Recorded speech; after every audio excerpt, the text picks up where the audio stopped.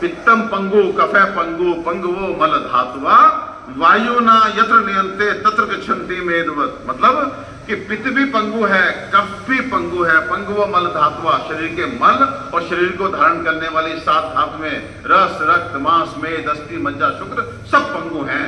ये सब वायु के नियंत्रण में है। तो अगर किसी ने स्वस्थ रहना है तो इधर उधर की छोड़ो, केवल वात दोष को नियंत्रण में रखो, आप बीमार नहीं पड़ोगे। अब सवाल ये आता है कि वात दोष पर नियंत्रण कैसे रखें।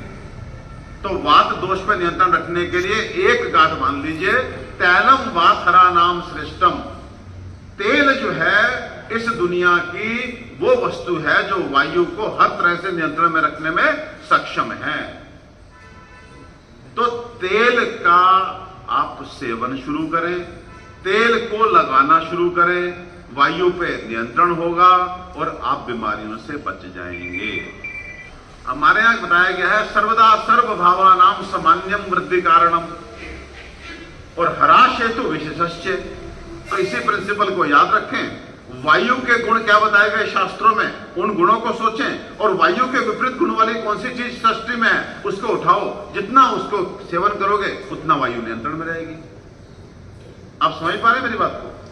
तो वायु के गुण क्या होते हैं? वायु के गुण है तत्र रुक्षो लघु शीतक्रय सूक्ष्म चलो अनिला। रूखी है, जब हवा चलती है तो स्किन क्या होती है? ड्राई होती है।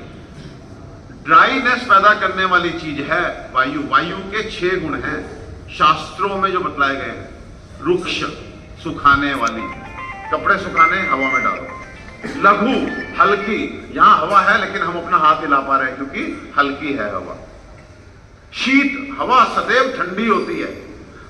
गर्मियों में सूरज के प्रभाव से गर्म हो जाती है, हवा कभी गर्म नहीं होती। आप पंखे को छत पे रखिए लू में, आपको गर्म हवा देगा। उसी पंखे को नीचे कमरे में ले आइए, ठंडी हवा देगा। तो बाहर क्या था? सूर्य था। तो इसलिए 6 गुण वायु के बतलाए गए। रुक्ष है, लघु है, शीत है, सूक्ष्म है, चल है।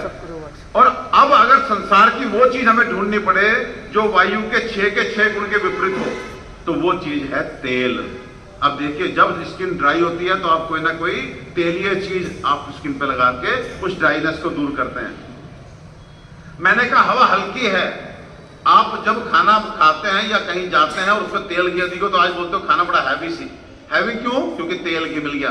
तो जितने तेल घी हैं वो गुण में कैसे होते हैं? वो हैवी होते हैं। और वायु कैसी है? हल्की है। तेल तासीर में क्या होते हैं? गर्म होते हैं। और हवा कैसी है? ठंडी है। तो थोड़ा सा शॉर्ट करते हुए, एक चीज सृष्टि की जिसके सारे के सारे गुण वात के गुण के विपरीत हो, वो है तेल। इसलिए जितना तेल खाएंगे, जितना तेल लगाएंगे, उतना शरीर में वात दोष प्रकोपित नहीं होगा। और जितना वात दोष प्रकोपित नहीं होगा उतना आप बीमारियों से दूर रहेंगे।